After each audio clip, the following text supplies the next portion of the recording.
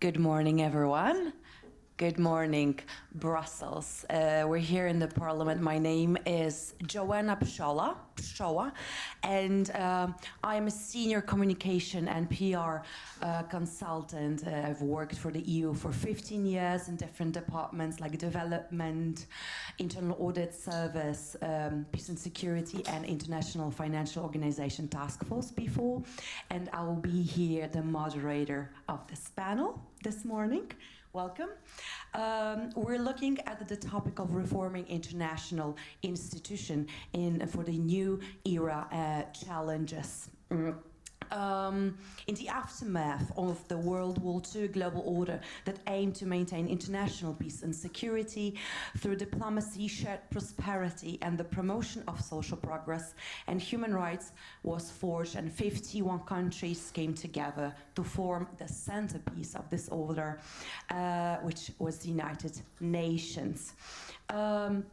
While the 7-decade-old model has resulted in the advancement of peace and security, over the years, new challenges have appeared, such as climate change, terrorism, pandemic, an advancement of peace and security over the years. As well, the impact of globalization and new advances in technology, as we know. The United Nations and the lack of inclusive representation have left it outdated and fragile nowadays.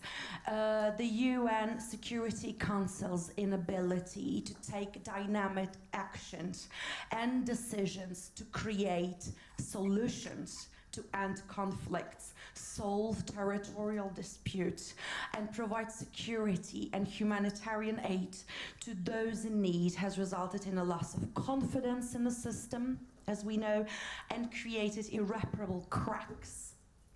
It is time to revise those and restructure our international institutions in general into an all-inclusive organizations that can be a driver for justice, equality, and stability. Today we have a panel of experts that will tackle those questions with us. And the aim of that panel and the discussion this morning is to bring together the opinions and thoughts of the high-level officials with us from across the world, and bring in the discussion on the shortcomings of the international organizations nowadays, and bring up ideas for reforms that are absolutely needed to improve the institutions as well, right? The panelists will highlight unresolved issues from their regions, identify inefficiencies as well and failures, and make recommendations, as I've already mentioned. I will just briefly introduce our speakers this morning, and we'll open the discussion. I would like to mention that we will be taking also questions from the audience, so you're welcome to ask questions afterwards. And we're going to start with Mr. Richard Milsom this morning, the Managing Director at the Hutchmore Consulting Group. Good morning. Well, good morning, Joanna. Good morning, everybody. And thank you very much for having me here. It's a pleasure to be here once again. Clearly, I sinned in a former life because I've been here in the belly of the beast for 15 years, working within international organizations. And throughout that time, I've seen some of the very great work that can be achieved and also some of the negative. So if you bear with me, I'd like to just have a sort of a general overview of how things are at the moment, and like you say, some suggestions for perhaps what they might look at. I very much hope to live up to the label of expert. I'm not sure I will, but anyway, thank you for having me here, and also thanks to IPEC as well for facilitating all of this. So here we go. I mean, I think ultimately we do need a bit of a new game plan here. The 70-year model that's been practiced clearly needs some updating and clearly needs some work to make it relevant for the current challenges and the situation that we face. You know, international organizations are very quick to highlight their achievements. You know, maintaining global peace and security, protecting human rights, delivering humanitarian aid, and supporting sustainable development. All of these, you know, very noble, ambitious things, they're quick to claim credit for. But if you just look around at the current state of our planet, we are in a very precarious position. I mean, perhaps the most precarious position, certainly in my lifetime. And we have these devastating global issues to deal with, which international organizations do not seem to be providing the answer to. I think part of this is that our institutions have become stagnated by indecision, infighting, lack of trust, worse still, in some cases, self-interested, and even corrupt. If I can give you some examples, the current conflict in Ukraine has revealed the extraordinary failure of the UN Security Council to live up to its primary responsibility, to maintain international peace and security. You know, Russia is the aggressor here. It has a veto at the highest table, which prevents any meaningful response. As Russia kind of persists in these barbaric aims, you know, Ukrainians are obviously fighting and dying to save their country. But we all, as a consequence, feel the consequences through our interconnected markets and trade.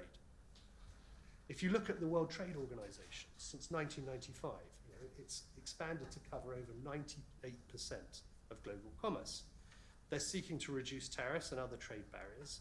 Yet, if you look at its recent expansion into China, Saudi Arabia, and Russia, you know, you've got other nations as well that do not always aspire to kind of lower trade barriers and greater transparency. I think obviously the example here is Beijing, whose persistent use of subsidies is so broad and deep that it actually distorts the global markets. But the WTO rules are not flexible enough to be able to deal with this. So you see what happens, basically. Countries like the US will now no longer use the established arbitration systems, and it starts a tariff war. They will impose tariffs back. And there's no end in sight to this. If you look at the World Bank, you know, last year they did this massive doing business report, global doing business report, and it turned into a huge scandal because the problem was revealed that they were desperate to appease the Chinese. And of course that's distorted the report and it's lost trust and credibility. Finally, I should probably mention the WHO, you know, their ham-fisted response to the COVID pandemic, I think everybody is fully aware of, and especially their inability to study the virus's origins through China's lack of cooperation. Now, obviously I'm pointing a bit of shade here at China and Russia, you know, there's a common thread here, but that's not really the point, actually. The problem, of course, is that the principles upon which our organizations were created, mostly after the Second World War, haven't really adapted sufficiently to the changing global order and the modern interconnected world. Many rapidly developing nations don't share the same core Western values, principles of democracy, rule of law, freedom of speech, freedom of the individual. And also these organizations, and the EU is particularly guilty of this, have been susceptible to bureaucratic creep, sucking more competences from the nation states and becoming ever more distant from the people that they are supposed to serve. So the question really is, what can we do about it? And again, I think the EU is a case in point here. Obviously set up in the 50s, set up as a trading bloc, it has morphed into a superstate political union. You know, in this place you will find many committed, almost with a religious zeal, to the ever closer union mantra. Many of them overpaid and underworked. They fortify the remit of the EU and protect it from any real scrutiny. You only have to look at the low turnout in European elections to see how distant and disaffected citizens are feeling. Of course, the most prominent example is my country, the United Kingdom. Actually, until the Maastricht Treaty in 91, the EU was still a club of nations. But after that, there was the political union, and there was no quarter given for the devolution of powers. Obviously, as you're well aware, we then started this torturous process of unhooking from the thousands of regulations and directives.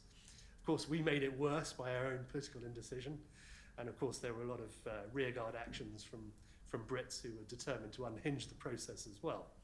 But it shows clearly how difficult it's become for a sovereign country to reclaim control of its laws and actions. There's still many unresolved issues on this, and many will point to examples why they believe it was a mistake. But actually, other than Scotland, no one's seriously reconsidering joining the EU. Hopefully, the EU can now return to the type of vision that Winston Churchill set out for a united Europe back in 1945 or 47, with Britain looking on as a kind of friend and a sponsor. I'd like us to see it here that ultimately Europe has lost a bad tenant but gained a good neighbour. Looking forward, the EU itself has many, many challenges, I suppose, as it grapples with the rise of autocrats around the world, climate change, migration, taxation. As Russia tries to shift the line between freedom and autocracy, the EU is actually going to need to expand. It could easily be 30 or 35 members in the next few years, and kind of the centre of Europe is going to shift eastwards. In this expanded union, you're going to find that the differences between the member states are exacerbated. Ukraine isn't Luxembourg, and Portugal views challenges very differently to North Macedonia, for example. So the EU must take its promises seriously when it comes to enlargement and carry out institutional reforms to adapt itself for the real politic of the new member states. I guess we're talking about Ukraine, Moldova, Georgia, and other countries in the Western Balkans. I think the bloc should also probably ditch the requirement for unanimity in its decision-making process, which in the past has allowed single countries to veto key collective decisions. Swearing allegiance to the principle of unanimity only works for as long as the pressure to act is actually quite low. I seriously doubt the EU will ever devolve these competences, even in light of the expanded membership. But of course, this would be a mistake. Ultimately, it would lead to its downfall. All empires die eventually.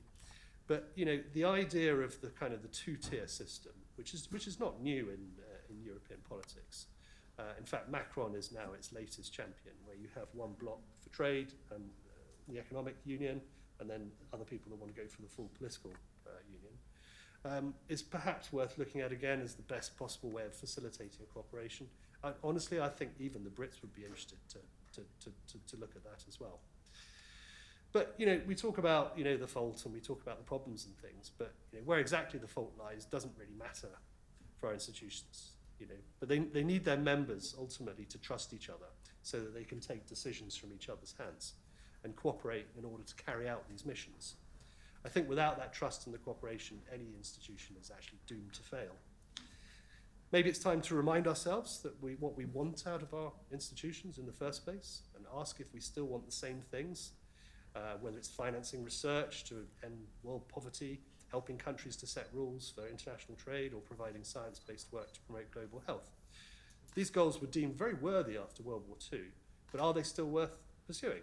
I think the answer is yes, but maybe we should revise some of the methodology about how organizations go about this. The UN, for example, has 200 key priorities, okay? Now, nobody can address 200 key priorities. You can address 5, okay, even an organization of that size. And of course, when you've got 200 priorities, they then become political as well. So how do you address it? All these institutions are made up of their members, and for them to work well, the members need to be committed to the mission and share a level of trust amongst each other. So maybe the more honest approach is for members to look in the mirror when considering these events. Thank you very much. Thank you very much, Mr. Milsom. And we're going to move on to our next speaker that we have this morning, Mr. Samuel de Very Westerby, who is the Managing Director of the European Neighbourhood Council. We're looking forward to hear from you. Thank you very much. Thanks. Thank you very much, Richard, for your intervention or speech. I think it's also a very kind of timely springboard for what I wanted to say, because you're talking about these various different types of institutions in which Britain could potentially also be part of. And I'll briefly be talking about the European political community, one in which the UK definitely has a role to play, especially on security. But perhaps I just wanted to start off by just looking at the title, Reforming International Institutions for a New Era and Challenges. As Richard also mentioned, we're kind of in a particular moment of history in which we had the COVID pandemic, which showed the incapacity, basically, of the UN to figure out where that virus came from. And when they did in China, they had a lot of restrictions, which didn't appeal so much to many others in the UN. So you could already see those cracks during the COVID crisis in terms of disagreement between countries in this international institution, which usually should bring everyone together. Similarly, when it comes to WTO, as you also mentioned, Richard, WTO, since China's entry, was an organization in which there were some rules, and there are some particular mechanisms for arbitration which no longer really function, partly because of the US, but when we dig down into why the US is abstaining from these procedures, it also has to do with unfair trade practices from China, but not only China, many other countries as well.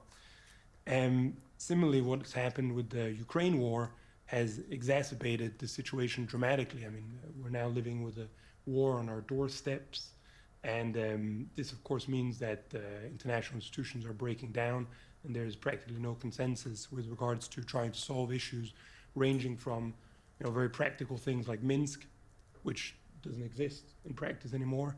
I mean, it exists on paper, but it doesn't exist anywhere else. But also things like climate change. I mean, this is really perhaps the biggest problem. It's the problem that we're all facing, and that now no one can solve. Because when you have a war on your doorstep, coming together on something as honorable as trying to solve climate change becomes practically impossible because other things take priority, as security.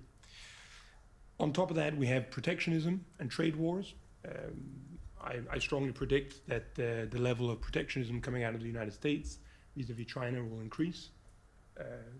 The people who will bear the brunt of it will, of course, be here in Europe, including Turkey. And similarly, what we're also seeing today is kind of a reshifting of supply chains. We're seeing trade take new avenues. The 250,000 trucks and containers which were passing through Russia before are now going south, benefiting Turkey to a large degree. And so these kind of new configurations are also really kind of drawing a new picture of international relations and impacting the way in which we do decision making. I will briefly maybe have a look at three existing structures, which I think are existing structures or institutions, which I think are particularly important and also very much in need of reform. And I think by reforming these three structures or institutions, and also by looking at potential new institutions like the EPC, there is really scope for actually tackling the need for international reform in institutions and these new challenges. The first one, which I think is very important to reform, is the customs union. The customs union, one may think, well, it's a trade agreement. It's not the UN, but let's be practical. Sometimes we look at the UN and think we want to reform a lot of things, but it's very difficult. It's not impossible, and it should be done, but sometimes starting in the small or in the regional can be a good springboard or first step. Customs union reform, as I think most people in here know, is a customs union. So it's a form of trade agreement. It's between the European Union and Turkey, and the only other two countries that have this similar agreement in the world is Andorra and San Marino. Andorra and San Marino are microstates. They are very small and they're fundamentally irrelevant economic actors. However, Turkey is the only country which has been awarded this very important trade agreement in cooperation with the EU, and it basically means that since 1995, 1996, goods can be traded without any tariffs in between the EU economic zone and Turkey. Now, why does it need reform? Well, it needs reform for a variety of reasons. The first reason is that, as with all economic trade agreements, it's run its time, or it's run its game. It's coming to an end in the sense that Turkey is now seeing the EU signing new trade agreements with countries around the world, from Ecuador and Peru to Japan and Korea, which are creating some trade imbalances vis-a-vis Turkey. At the same time, from the EU perspective, what we're seeing is that Turkey is not abiding by the customs union in the same way anymore as they used to. For example, in the pharmaceutical sector, or also with regards to some border management issues on protocol for goods, Turkey is not respecting these guidelines anymore. Now, I'm not going to go into the nitty-gritty details of who's to blame and how so forth, because that would be a very long discussion and it's also quite technical.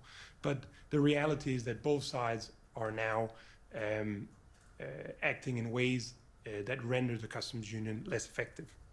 Now, the good part about all of this is the fact that the customs union basically, if reformed, according to the 2016 impact assessment by the Commission, shows that trade growth and also translated into GDP per capita for the individual citizens in Turkey raises dramatically.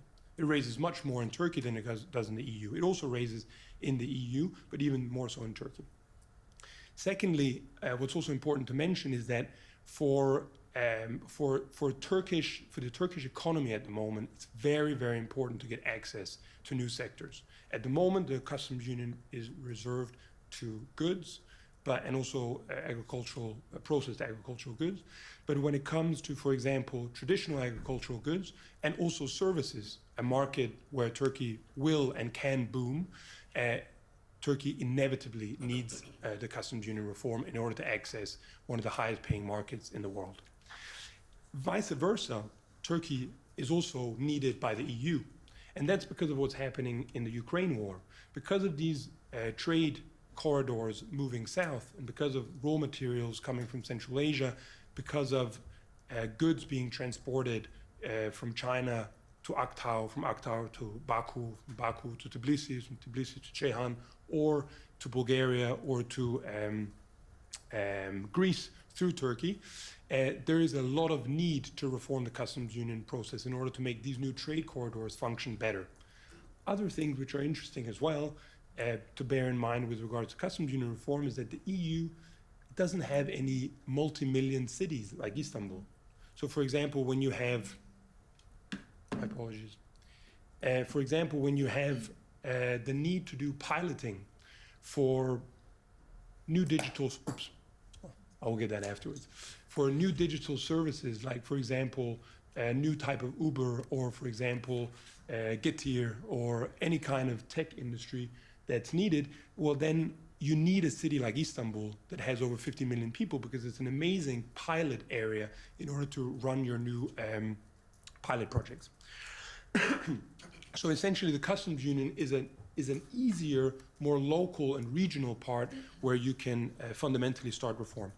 The other two areas, which I also want to briefly talk about, and I'll be very brief because I also want to move to European political community, is accession and European Eastern Partnership. The accession process, again with Turkey, necessitates reform badly. The situation between the EU and Turkey vis-a-vis accession is one in which no one at the table wants it anymore. And this is quite problematic. I mean, the governments are still saying, let's keep accession, and one of the reasons is, of course, because of funding, as well as the vacuum that it would create if there was an accession. But increasingly, we need to reform this process and perhaps move Turkey into another sector of very special and deeper partnership that goes perhaps beyond the EAP and other partnerships. So that's something that also necessitates reform. And then finally, in the third category, I put European partnership with regards to the Eastern partners. Here, what we're seeing is that countries like Georgia and Ukraine are now moving towards accession potential. Other countries like Azerbaijan are not really interested in accession, but they want to be in a special partnership that goes beyond EAP, in which it's not only dictated by Brussels, but there is more kind of equal partnership of leadership level. And as a result, that's also an interesting area where there could be a lot of reform, and where the EES as well as the Commission are really talking about reforming an institution. Now, I'll be very, very brief on EPC. EPC, which is the European Political Community, represents an actual organization or platform which can really serve as a reformed body for relations between the EU and other countries. So what happened last year is that Emmanuel Macron, the French president, during the parliamentary session in Strasbourg, proposed this idea of an EPC, of a European Political Community. I quote very briefly so you get a very brief idea of it: launching a European political community, a platform for political cooperation across the continent. Continent, he means Eurasia. It's a polite way of saying it without sounding Russian. At the same time, he says, dialogue and cooperation to address security, stability, prosperity, and also for the continent. Now, essentially, this political entity became a reality during the council conclusion of this year in June. And it says energy, security, freedom of movement, transport, investment, infrastructure, and youth are main priorities. And so the first meeting took place not long ago in October in Prague, and it was a very interesting meeting. It put together 44 leaders, so the EU and other countries, including Armenia, including Azerbaijan, including Georgia and Ukraine and so on.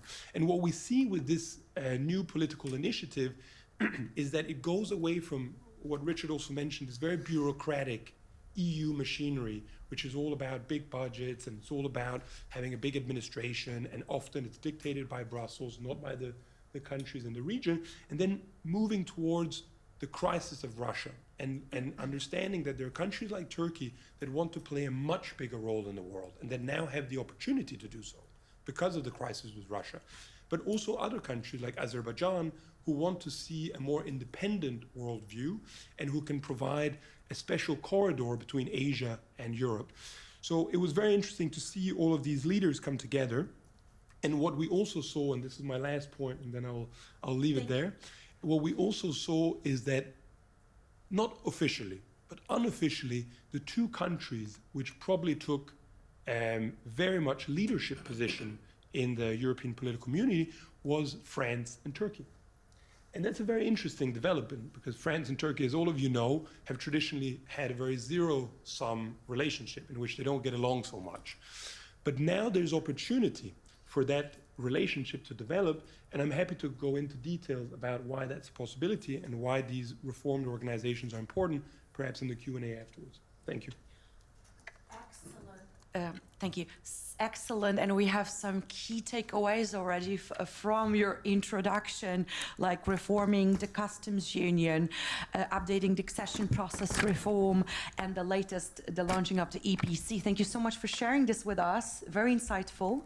And we will move on. I will definitely take this back in the discussion if we have time, hopefully. And we're moving on to our next speaker this morning, and it's Mr. Yusuf Erim, and he's a TRT World's editor at large and also Turkish foreign policy expert. The floor is yours. Thank you. Thank you, Joanna. Now, everybody is speaking from their own experiences regarding the global system. While the global system may favor some groups and countries, it definitely leaves many at a disadvantage as well. And I, as a Turkish journalist and analyst, will speak from a Turkish perspective, of course, but also from a broader perspective as well. I think the first part in dealing with any problem is beginning with the identification of that problem. We need to say that we have a problem first. Now, we have a system in place which was built after World War II to ensure that the death and destruction of World War II never ever happens again. It was widely successful at the beginning. It was inclusive for the world at that time. The United Nations was a very important human achievement. When we look at it, it brought together countries from across the world. It gave them a platform to be able to meet with each other, talk about their problems. When we look at the European Union project, that was very important as well. It probably is one of the most successful peace projects in human history. I mean, we look at the European continent, centuries of war amongst member states, and ever since it's been created, member states have lived in peace together. That's also a very important achievement. NATO, a very important achievement. The World Health Organization. These were all important achievements, but times are changing, and I think we can all agree on this. Back in the 1940s, 50s, 60s, when many of these international institutions were founded, we didn't have the problem of terrorism. We didn't have mass migration problems. We didn't have social media. We didn't have to deal with disinformation. There weren't these problems. The world was a population of 4 billion, not 7 or 8 billion. So many of the problems that these systems could deal with back then have now been amplified with new challenges being created. And the people who built these institutions never foresaw these problems. So hence their makeup, their structure wasn't built to deal with these types of issues. Now, when we look at some of the problems, the lack of inclusive representation. When the United Nations was founded, I believe there was 4 African nations. Now we have 54 African nations. When we look at Latin America, including the Caribbean and South America and Africa, they make about 42% of the United Nations member states geographically, yet they don't have a single seat on the UN Security Council. When we look at the enforcement power or the lack of implementation of United Nations resolutions, we see many important, meaningful resolutions, but how are they being implemented? Does the United Nations have the power to enforce these resolutions? I think that's very important. Otherwise, these resolutions are only worth the paper that they're printed on. When we also go forward with the lack of implementation again, we also see the power of countries being able to veto decisions. And when we have certain belligerents on the UN Security Council that have the ability to veto something that is against its personal interest, but that is for the greater good, we can understand that this structure is completely broken and it definitely needs to be fixed going forward. Now, part two, I would say, are the situations that over the decades that we've inherited as today's generation that you guys will inherit in the future as well. The problems, the Palestine issue, for example, the occupation of Azerbaijani land by Armenia. More recently, Crimea, the annexation, the situation in Yemen over the past decade, Syria, Libya. These are already decade-long issues. I mean, we're still dealing with them today, but they're decade-long issues that we will most likely pass on to the next generation, and they'll be talking about it as well. And this goes on and on and on and on until we have some type of implementation power inside the United Nations that we can solve these. Now, going forward, coming up with a solution, I think that's the next step. We've identified the problem, so what's going to be the solution? Well, the solution is complicated. I view reforming an international institution like the United Nations almost the same as combating climate change. It's very difficult. Why is it very difficult? Well, it takes tremendous current political capital to be expended by leaders, but yet the results will come years later on. So many of the current administrations that would have to expend the political capital to get these types of reforms going forward won't see the results. Their electorate, their bases who vote them into power won't see the results. They won't have something tangible to go and say, look, we did this and this was the result. So I think there's a lack of incentive at times from the leaders throughout the world to put this type of investment into reforming the United Nations, to battling climate change, to taking on organizations like the World Health Organization, World Trade Organization, and to be able to bring about meaningful change, because at the end of the day, you deal with a very powerful core group of countries who have an interest in the old system, and you are not able to show a tangible result for your efforts. So these all create, unfortunate, a barrier to blocking change. Now, when we look at it from Turkey, I'm going to talk from a Turkish perspective. Everyone likes to talk about what they know. We've seen over, especially since 2016, the Turkish president has made it his, I should say, his legacy that he wants to be able to help reform the United Nations. And he's been talking about this a lot. He's talked about changing the veto. When we look at what the veto is, I think today's democratic understanding, the veto is such an archaic instrument, many of us can't even explain it logically. Even inside the UN Security Council, when 4 of the 5 members vote, you have an 80%, what you can call a supermajority, which would easily pass in any parliament throughout the world with an 80% majority. You can have one country use its veto power and be able to block meaningful change, meaningful reform, meaningful resolutions. Even something as simple as a condemnation gets blocked. This also happens inside the European Union, as well as our speakers have said. And when you have the political will of such a huge majority being able to be blocked by one actor inside of that institution, whether it be because they're truly against it, whether it be because they have their own bilateral interests or their own unilateral interests that they're trying to carry out, it creates a tremendous inefficiency inside these institutions, and it renders them basically ineffective. When these institutions become ineffective, the institutions that we've depended on for the last 5, 6, 7 decades, what happens is we start looking for new solutions. And when we look at the new diplomatic instruments that have been made available and that are being more widely used going forward, we're seeing the rise of minilaterals a lot. Inside a multilateral society, we're seeing minilaterals. As the world is becoming multipolar, as we're seeing new superpowers emerge, we're seeing new regional powers emerge, countries like India, Pakistan, Turkey, Poland, Nigeria, South Africa, Mexico, Brazil. These are all countries that have a very important say in what goes on in their region. And we are seeing them come together to create local solutions to local problems with regional actors.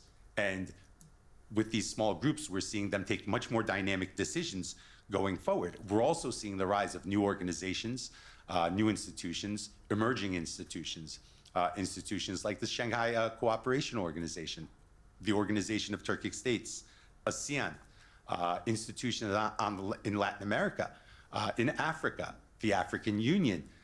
These institutions are becoming more and more important because the United Nations as an umbrella is becoming less and less effective. We are seeing more of a divide between East and West over the years. This is becoming more and more pronounced. I think it's a huge concern for everyone. And I think that's one of the major reasons why is because many nations in the East don't believe that the current system is fair.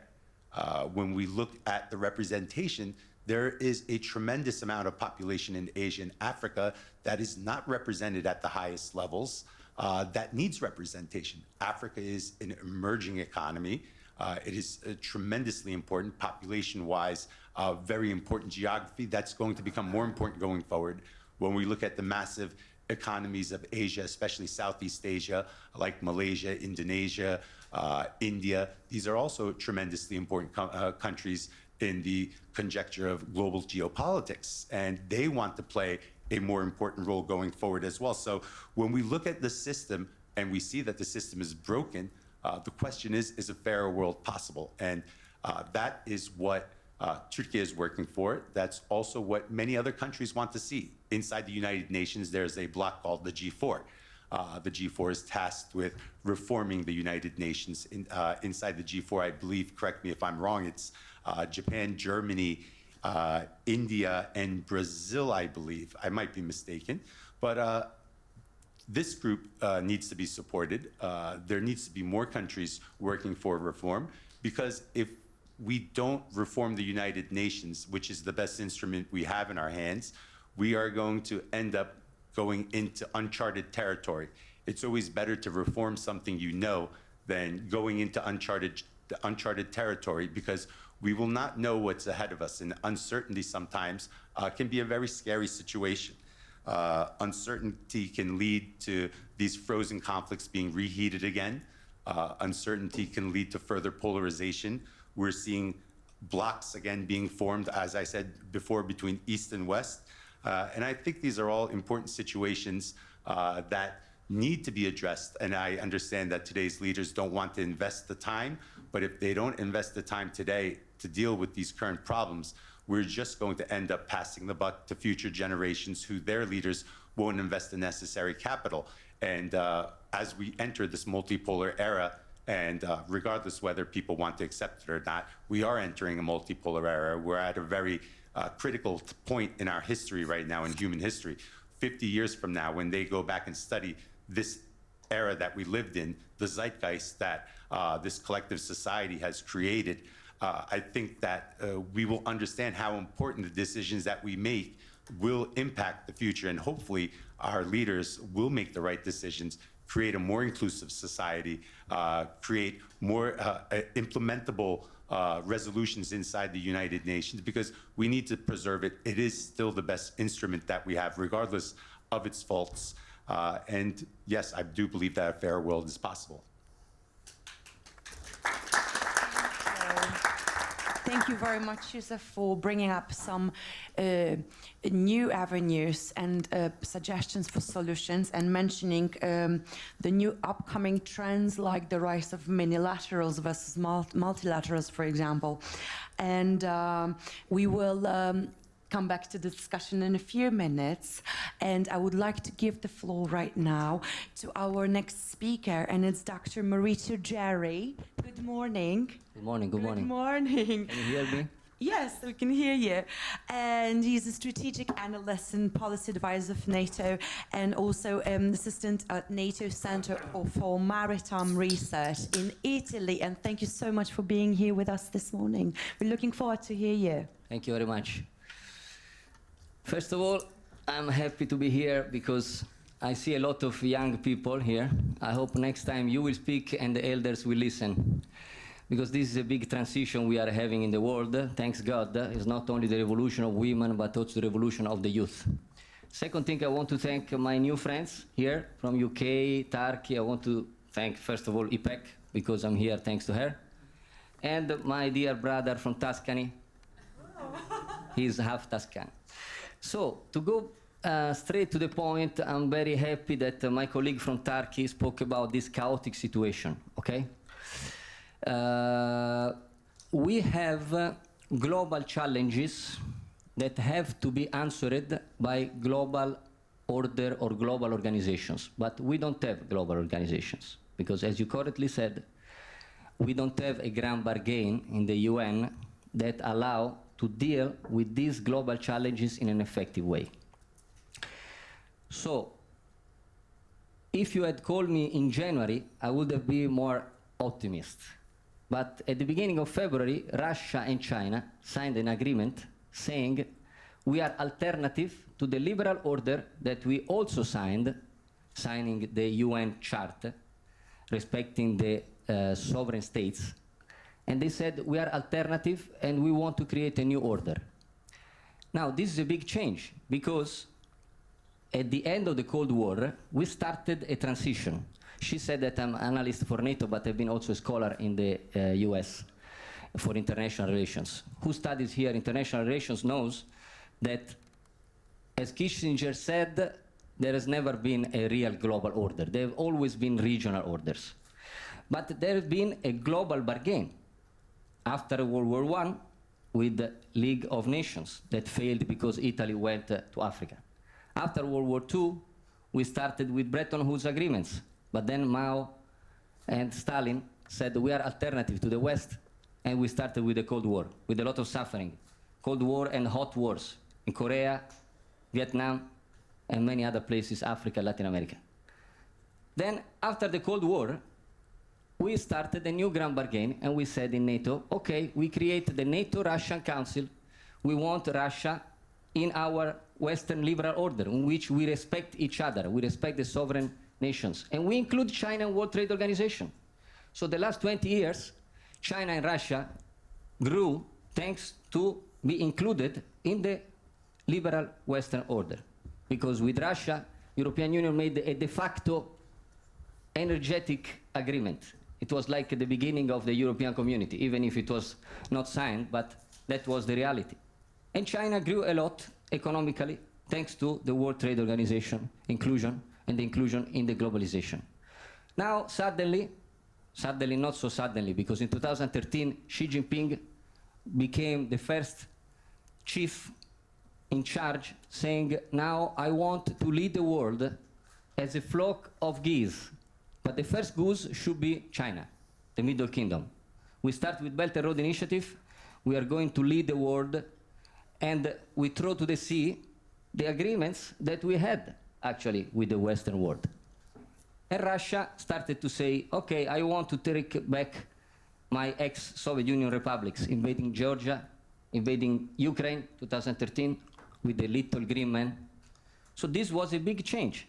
Now we are again in the fourth attempt to recreate a global order, but to do that, we need, again, China and Russia that understand that the political advantage of being included in the global liberal order to deal with the global challenges that we have today is better than having conflict with the West. In order to do this grand bargain, they have to understand that the political advantage is better in the cooperation than in the conflict. Now, what are these global challenges that could make Russia and China in the future regimes? Because these ones, I don't think Vladimir Putin or Xi Jinping will accept that these global challenges will need a global bargain, grand bargain. What are these global challenges? First of all, technological disruption. Now, the United States administration called this decade the decisive decade. I was invited a few days ago in Pentagon to speak about the decisive decade, meaning who wins the competition, the great power competition for technological advancement will win the rest of the century, because you will be too much advanced for the other great powers to reach you. So we are in a real important moment, as you correctly said. This, you can read Yuval Harari, I mean, about the speciation, Homo Deus, and all the disasters that could come with the technological disruption. The second challenge is the climate disruption. I don't call it climate change, I call it climate disruption. Who read about Collapse, Jared Diamond, and other seminal work, understand that civilization went down exactly because of environmental unbalance and disequilibrium or disruption. So this climate disruption is coupled now with the third global challenge, which is the demographic bomb. Because we are 8 billion since few days, 15 of November, born who knows if she or he where. But Africa is doubling the population and quadrupling at the end of this, by the end of the century. Now, who is dealing with these global challenges? Nobody can deal with them unless you have a global bargain, as I said. But right now we don't have, because these two gigantic Asian countries are not in the mood of doing that. So what's happening, as you correctly said, there are regional forces, there are trends we can see clearly in the international relations reality. There are trends that are going towards regional integration. First of all, we have the Pacific Islands. Pacific Islands, we had a forum a few weeks ago in the US trying to support Pacific Island Forum. This is an organization, intergovernmental organization since 20 years, but now is reinforcing because obviously of China trying to expand in the Pacific Islands with the agreements with Samoa Islands and so on and so forth. There is another region that is in embryonic level, which is the Turkic States Organization in Samarkand a few days ago. The Turkish president started with that proposal. We have other regional organizations that are already not in an embryonic state, but they are already strong. ASEAN, as you said, Organization of American States, African Union.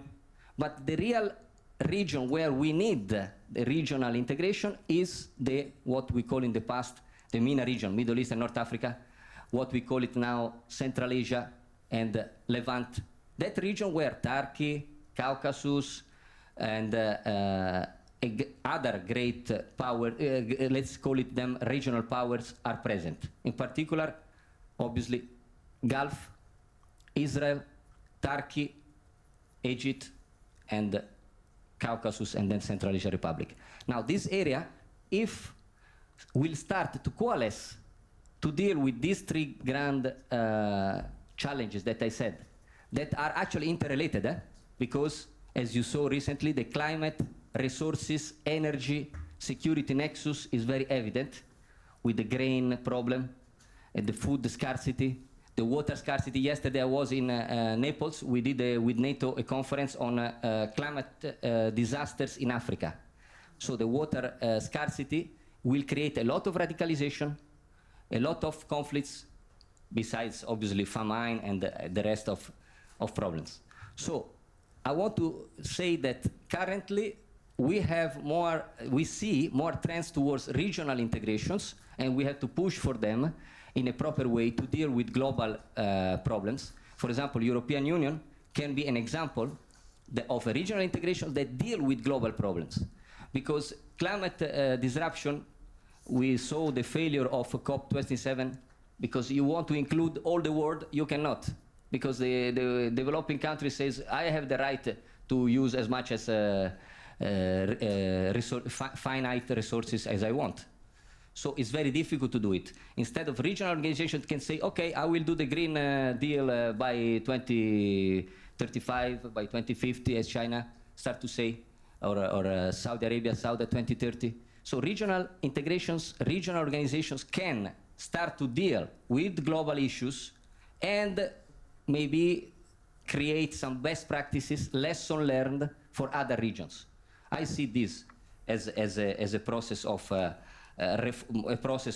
transformation. Regarding the reforms of the international institutions, someone already said that we have a lot of bureaucratic problems. Every international organizations have bureaucratic problems because international organization is bureaucracy. Bureaucracy, as Weber said, allow the countries to speak each other without conflicting. But in NATO, for example, we had more ability to reform. Why? Respect, for example, to European Union. And they are both regional organizations, they are not the global organizations. Because NATO is a political military organization, meaning when you are in a military sector, you have to have ends, ways, and means.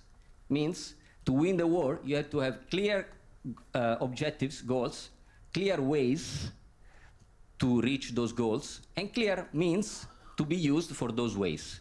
So we do what we call it strategic foresight analysis. What are the trends in the future? We do a foresight in the military sector, because in the military wants to know where the direction is going in order to be prepared and to win a possible war. So bureaucracies should do the same. If we know that, for example, Africa is becoming double of the population in 20 years, African Union, supported by European Union and possibly by United Nations, African Union should start to make national policies for compulsory women studies until 16 or 18 years old, which to make a girl study, which is the only way to reduce fertility, to increase literacy rate. This means I see the trends where I have the goal to reduce the fertility rate, I have the ways to do it, and I put the means to do it. So NATO has been able to adapt to changes also because it's a military organization and have this process of planning that maybe bureaucracies don't have because they have to survive. The goal of bureaucracy is to survive, to maintain the political, economical power. So that's what they have to do, to use a little bit the military approach in the sense of building step by step a goal, a ways, and means. Instead of doing 200 priorities to be synthetic, because this is another thing of military world, to be synthetic. NATO, for example, now we know that there is a technological problems.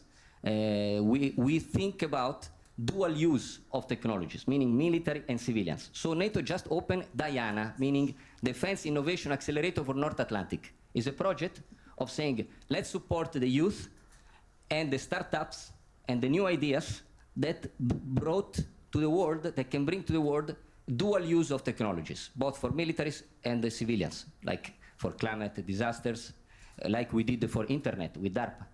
So the idea of the militaries is, okay, I have a command and control that I have to make it efficient. I have a plan for the future goals to reach. Let me prepare some means to reach those goals.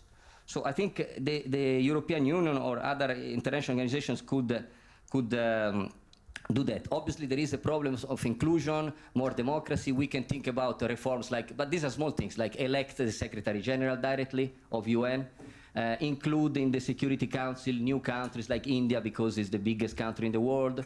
But it's not going to change much. I mean, it's going to change a little bit, but there will still be the problems of finding a ground bargain among the West and the East, meaning China and Russia, to be included in what we call it the Western liberal order, where you have the respect of the national sovereignty and the respect of the international law. If you have that, then you can deal with the global challenges. Okay, thank you very much. I think for now is enough. Thank you, Dr. Jerry, for mentioning all these. And thank you. Sorry, Unfortunately, he needs to leave already. Thank you so much for your contribution. And without further ado, there are many questions that you've raised and already suggestions for solutions. And I think another, yet again, it's been mentioned, the regional focus and the strengthening of the regional communities here for the better solution. We're going to come back to this question, I think, right away. But I would like to give the floor, without further ado, to Mrs. Ipek Tekdemir, I hope I pronounce it correctly, and thank you, Ipek, again for bringing us here together this morning for this fascinating debate. And she is a communication advisor and a political analyst at the European Parliament, and we're very looking forward to hearing from you this morning. Thank you. Thank you so much. Thank you, dear, and dziękuję bardzo. It's sometimes difficult, of course, to speak at last, and everything has been said so far. I will definitely brief and in a way that conclude our panel. So thank you very much again for having me here. It's a very timely panel indeed, and I'm very pleased to be also amongst these very prestigious panelists and speakers, and from different backgrounds and from different expertise and so on and so forth. So let me start mentioning that yes, I work for the European Parliament, but anything I say today, it does not necessarily represent official position of my institution. So I would like to also congratulate the organizers to put forward such an important and very timely agenda at the international level. So as we all know, and many speakers have mentioned already, we are in the middle of the interlocking crisis.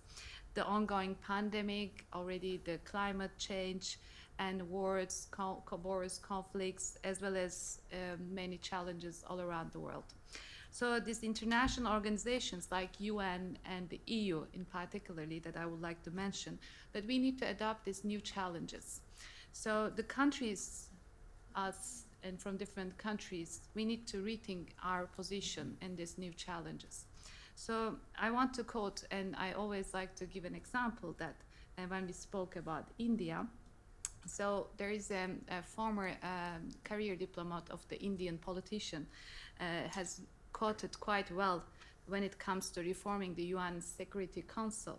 So allow me to start saying that the problem is, in fact, reforming the Security Council is rather akin to a situation in which a number of doctors gather around a patient and all agree on the diagnosis, but they cannot agree on the prescription. The diagnosis is clear, and the Security Council reflects the geopolitical realities of 1945 and not of today. So, in fact, it is widely agreed that we need a radical change to global governance structures. And especially, I would like to mention, as Yusuf has highlighted, United Nations Security Council. So in particularly, this is the safeguard for international security and peace. So we cannot confront 21st century's challenges by using 20th century's tools. Just like I give another example, just like today, you are recording, we have cameras, and we have all new technology for communication. So we cannot use the same technology as we did in the past. So as we have seen, this ongoing war in Ukraine shows that United Nations, in fact, are powerless to tackle, seriously punish its instigator. So this has started once again a long-running debate about the reforming the UN's most important organ. So, and yes, this debate that has been on the agenda, in fact, if I'm wrong, please correct me, Yusuf, in General Assembly since 1979. So we now find ourselves in a very, very crucial and critical point. Geopolitics, I'm repeating again, geopolitics has never been more unpredictable since the end of the Cold War that my friend has mentioned already. In this context, I believe that United Security Council and its structure, its composition, and its procedures are very important. Without a functioning United Nations Security Council, the world is not going to be able to face increasing threats of human existence. The threats to global order of states, including peace, basic security, in fact, that what we are facing, basic security needs, and threats to the very existence of humankind, like climate change and nuclear weapons. So the way the UN security, in fact, works today, and this council works today, does not live up to any of these challenges. In each case, one or another, permanent members that you have mentioned already, Yusuf, vetoes important resolutions. I would like to give an example of this. The last example of irresponsible veto of Russia against the prolongation of the United Nations Security Council resolution to provide aid to over 2 million refugees in Syria. And this resolution would have prolonged the ability of the international community to feed and support the internally displaced people caught at the borders between Syria and Turkey. This veto power is the responsible for further starvation and death. So I just wanted to continue, but this in fact is the reality. So the agenda is to use defenseless and suffering families, mothers, and children as a weapon to increase the migration pressure on Turkey, not only to Turkey, it will be a problem to my dear friend, to Italy, to many other European Union member states. So we have seen also in the Parliament, and I would like to give one last example, in the European Parliament, also there were some attempts to reform also UN Security Council, which was in 2005. The report was prepared by the Armin Laschet, and it also states that the central elements for reform of the Security Council must be strengthening of its authority, the truly representative nature of all geographic areas' legitimacy, effectiveness, and the maintenance of international peace and security. So in fact, the European Parliament also underlines that the composition of the Security Council needs to tackle into account the change the state of international system as well as current geopolitical realities by increasing the number of countries. So it also emphasized the EU should get a seat, in fact, in the United Nations Security Council. So let me remind all of us here, as we are coming from different, the diverse group. So I have to admit that Turkey has worked, especially with this current crisis, Turkey has worked tirelessly to find balance between Russia and Ukraine, not only at the diplomatic table, but also on the ground. So as you all know that, I will give you an example that also today the important and successful result of the grain deal. So here I would like to once again emphasize that Turkey worked day and night to find a peaceful agreement to secure the basic needs of humankind, which is food. And we are not sure, maybe also the energy will be also highly on the agenda very soon. So without grain export to North Africa, European Union countries like Spain and Italy would be under even more migratory pressures. So as the Erdogan, the president of Turkey, has mentioned, the world is bigger than 5. Here is my argument that we should not forget that Turkey's tactical skills, negotiation skills, and bilateral relations with African countries, and my dear friend also mentioned the Turkic states of Central Asia. So I often remind all our colleagues here in the European Union that we should consider Turkey as a regional power. It's playing an important role in Turkic states as well as bilateral relations with Africa. So today we cannot maintain the world order that has established right after World War II, as Yusuf mentioned, and we need to understand to use the potential power of all regional players while coping with the current challenges. So as and I think that the best way to do this, if we, as we are in the European Union and from other countries, if we all of us would take this approach to our heart, and I believe that the world would be already a much better place. Thank you very much. Thank you so much, Deepak. And thank you for your contribution. And again, I highlight, thank you for bringing us all here together this morning.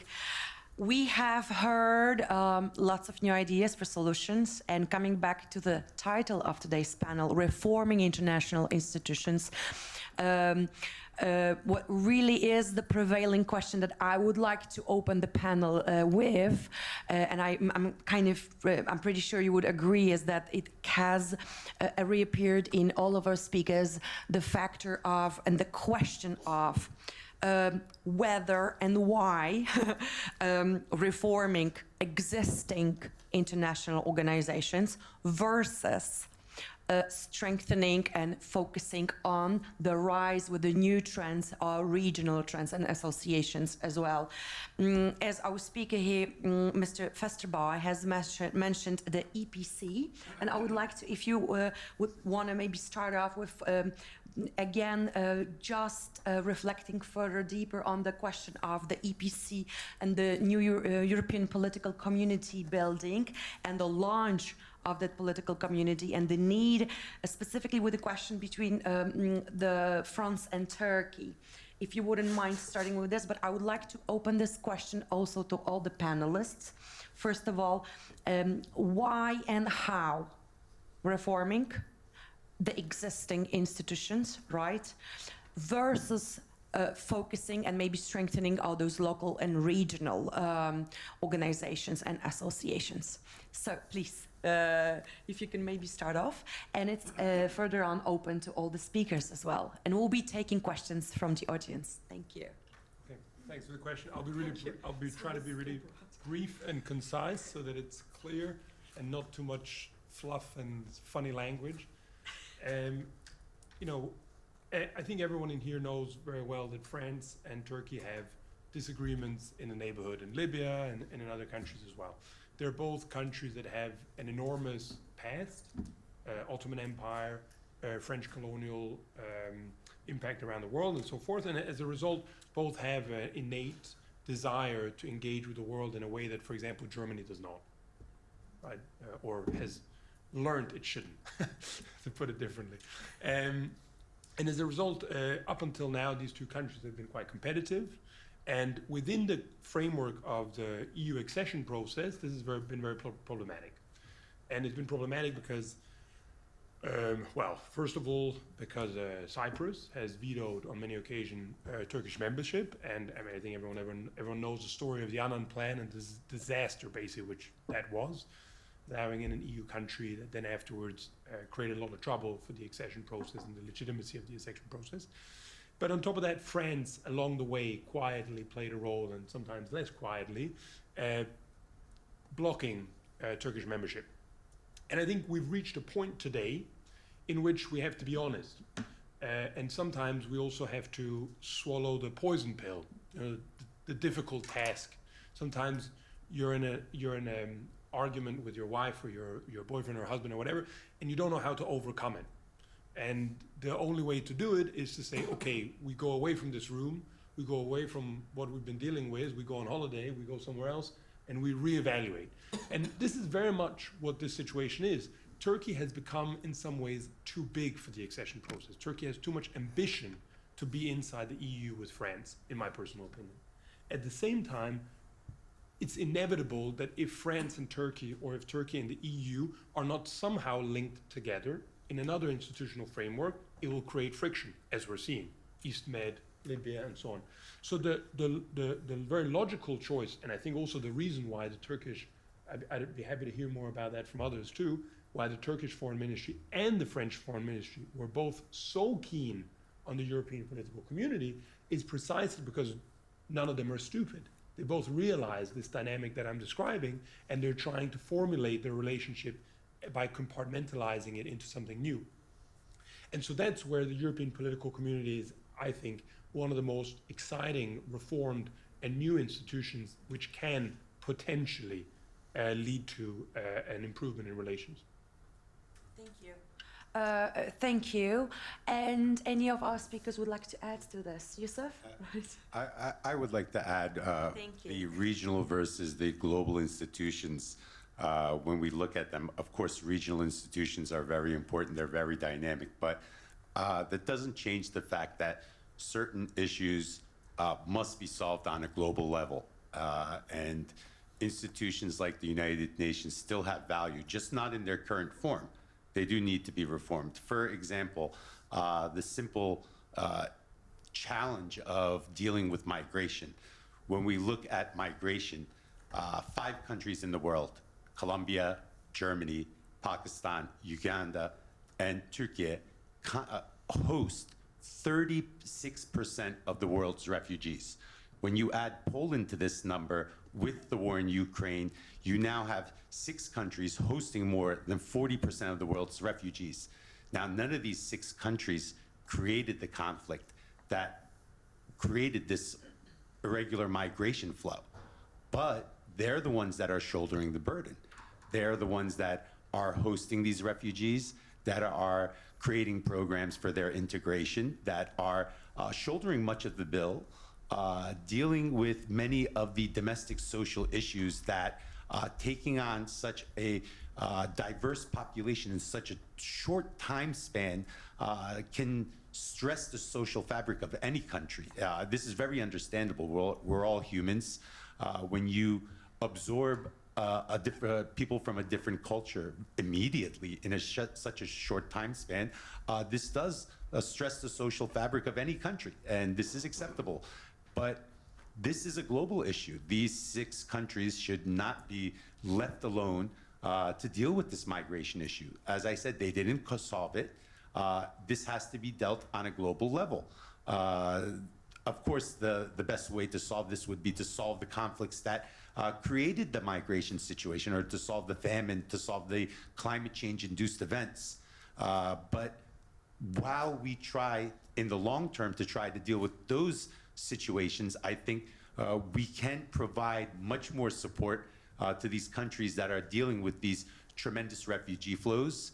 And there is no reason why the other 60% of the world should watch these 6 countries dealing with this migration situation on their behalf. So yes, regional institutions are very important. Going forward, they're going to be even more important. That won't change that, because I do think that the new global order that's being formed will require regional actors to play a bigger role going forward to solve regional issues. But there are still areas where the United Nations must step in, that must solve issues that require global coordination and a global response, like climate change, like migration, terrorism in some instances. These all require global responses. But when we are looking at these responses on a global level inside the United Nations, we also need to make sure that the representation is being heard, especially the voices of those who are facing this tremendous burden inside the United Nations as member states. I mean, we always hear that the United Nations Security Council, wants to solve migration, wants to solve these conflicts, but we're yet to see very strong action by them. And the General Assembly is still a very important platform to be able to solve these issues. I mean, the world is bigger than 5, and we're beginning to understand that more and more. Yes, the United States is very important, the most powerful country in the world. This is without a doubt. But the United States alone cannot solve these issues. If it could, these issues would be solved. China and Russia and the United States together cannot solve these issues. It needs the 190 plus countries together, working together, but this requires symmetric relations. This requires respecting each other's interests, creating platforms where these interests are shared, and then moving forward on an equal partnership level. And this, unfortunately, we've lost this somewhere along the way. We've lost this in the last 70 years. The United Nations was created with the best intentions. I believe that all people have goodwill inside of them and want to act in a positive manner. But unfortunately, there are interests that get in the way. And these interests that get in the way, these countries that have the power to veto, and I want to talk about the veto more, hopefully we'll talk about it later, it is really ruining the United Nations' ability to do good going forward. So there's a lot there. The United Nations is still important. I don't think this is something that we abandon going forward. I think it's worth the time to fix what's wrong. Thank you so much.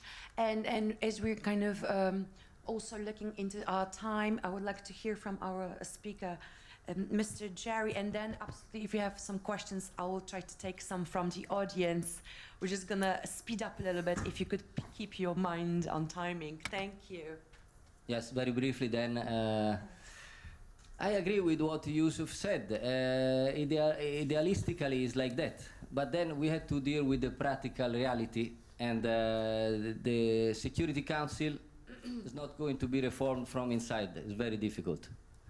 Because who is going to take out the veto from Russia just because they invaded Ukraine? Who is going to say that if they keep vetoing? So the point is that either you close one organization that has been built after the World War II with the winners, because the winners create the global order, and you can close it if you have, unfortunately, another war, and we don't want another war, or you reform just gradually, but it will not be enough, because it will take long time.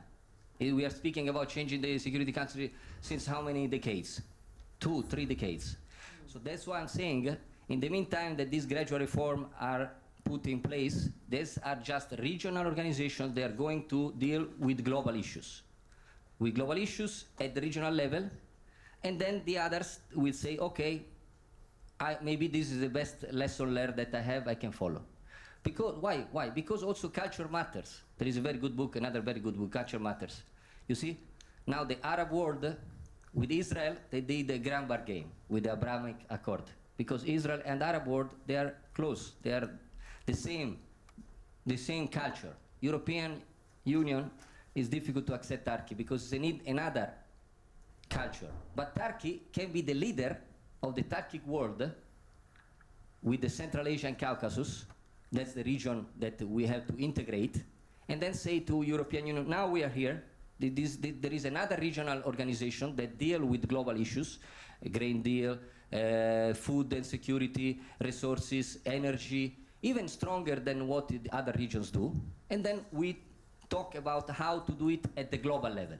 Because if you want to reform from inside the United Nations, idealistically, yes. But can we do it practically? We are not able to do it because obviously the institutions have been created by the winners of a war. If there is another war, the winners, they will create another global order, but we don't want another war, so we have to deal with the regional organizations. But let's listen to the youth. Exactly, I agree. I would like to open the questions to the audience if there's anyone, and I would like you to introduce yourself also. We're very curious to tell us where you're from as well. Thank you. My name is Nazlıcan and I'm from ULB as a master's student. I'm here. First of all, I would like to thank all speakers for their contribution and their opinion about the issue. Here, all the speakers touched upon the rising power of the regional cooperation organizations.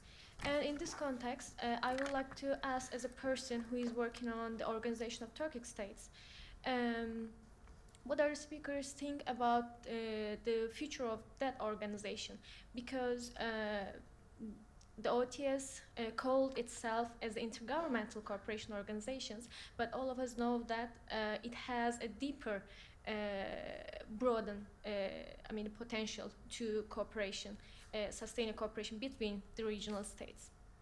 And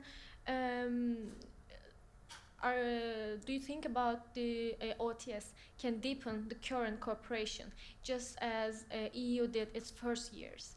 Do you think that the OTS can be turned into a unit, the union as a EU? Thanks. Thank you. Any of our speakers would like to take that? I'll take it, then you finish. Just reminding to keep it brief. Thank you so much. Yeah. Well, first thing, the most important part of any organization going forward is the network of ideals or shared values that bind its member states together. I think why the European Union is successful is because of the shared values it has. I think NATO is successful because of the shared values it has. And this shared values system is a safety net at times of disagreement. I think the Organization of Turkic States has a tremendous amount of shared values, shared culture, shared history, and shared identity that will keep its member states bound together. Now, when we look at them geographically as member states, they are in a very critical geography going forward between China, Russia, and the European Union. There are critical trade routes being established right now throughout that region, whether it be the Middle Corridor, whether it be other corridors and trade routes, arteries of the Middle Corridor that being created, which are going to tie in the world's biggest manufacturer going forward, China, to one of the world's most important markets, Europe, going forward. And this provides an alternative route to the Northern Corridor in Russia, which it looks like is going to be blocked off for years to come on the European side. Also, it's a very natural resource-rich region as well. So when we take all this into account and we take the important geopolitics of that region and these member states working together, especially going forward, to collectively bargain with regional powers like China or Russia, it creates tremendous synergy inside. When we take into account the shared values that bind them, I think that will be an important unifying factor going forward. Now, of course, there can be unforeseen circumstances in the next 10, 20 to 30 years going forward, how that institution will be able to react with the challenges it faces, because there is Chinese influence coming from the east, there is Russian aggression coming from the north, and there will be other major powers pushing and pulling on the Organization of Turkic States, because it will become a very strategic geopolitical playground.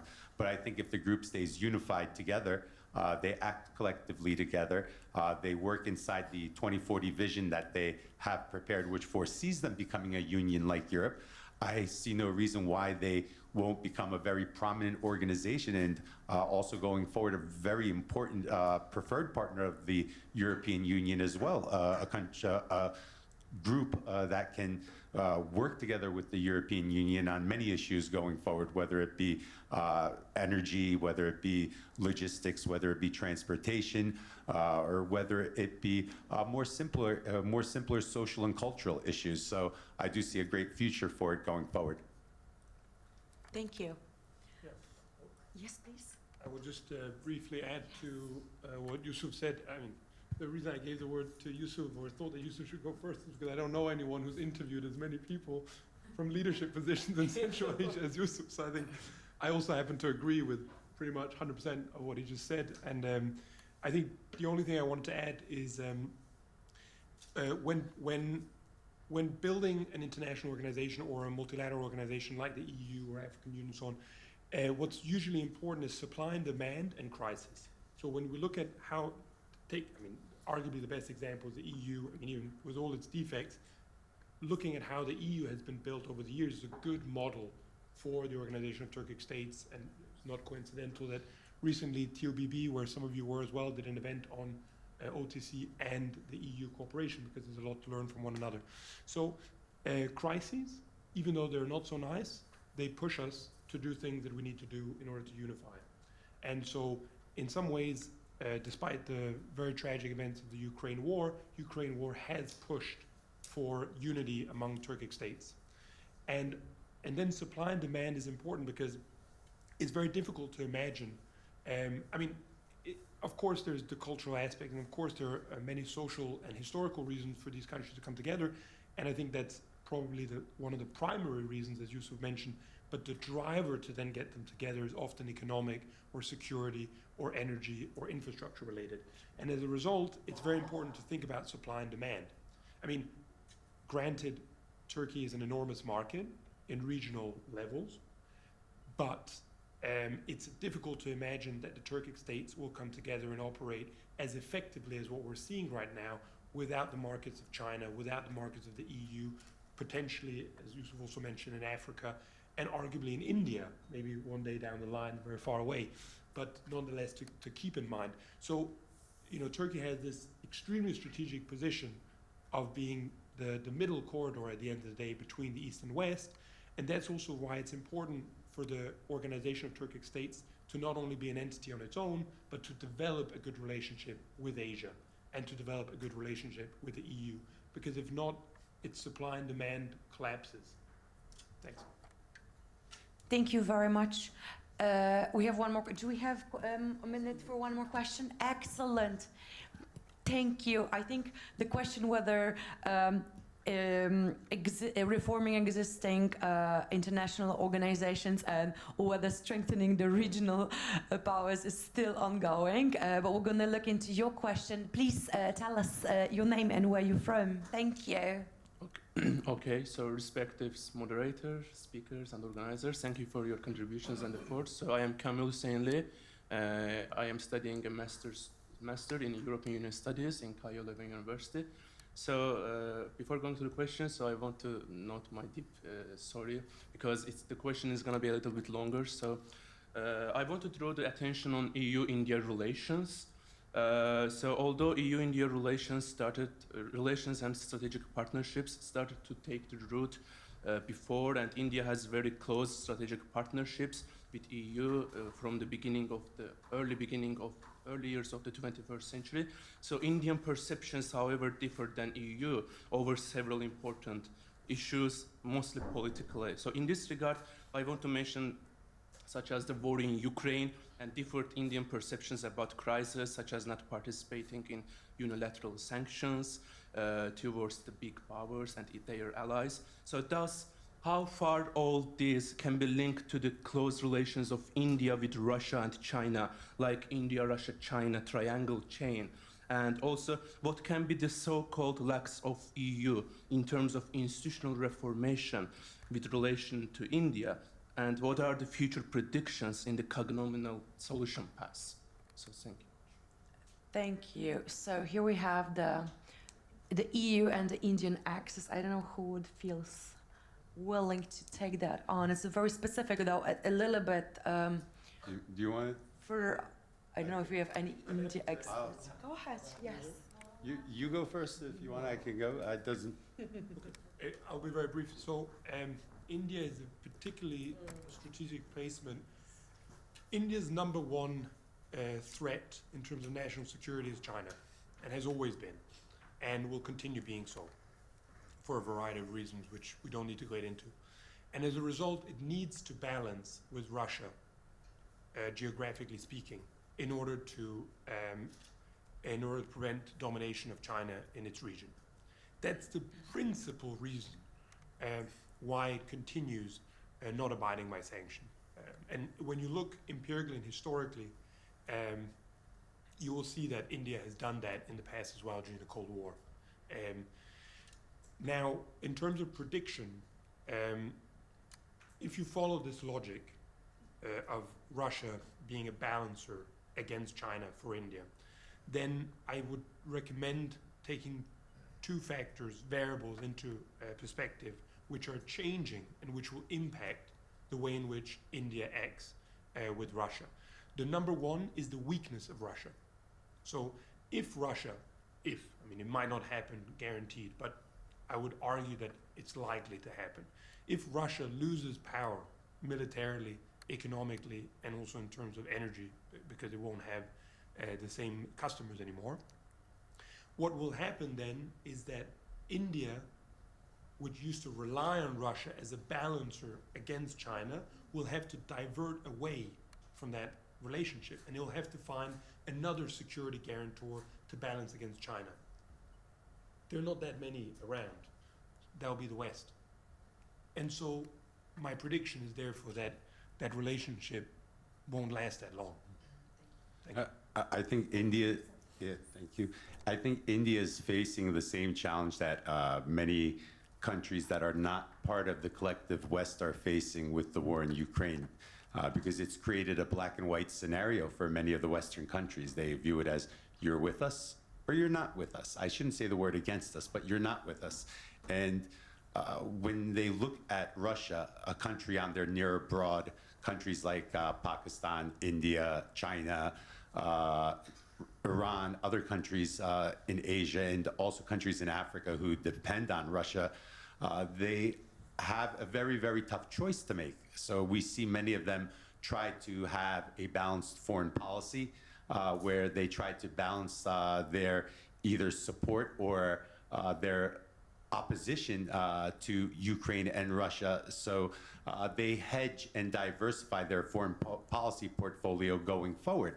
So I think this is one of the things that's actually fast forwarding the shift to a more multipolar world, because we're seeing more countries start taking an interest in an organization, for example, like the Shanghai Cooperation Organization. This year, the summit was in Samarkand. I was at the summit, and it had record participation. So we must ask ourselves the question, why is there record participation this year? Why are more countries attracted to this type of alternative organization, regional organization?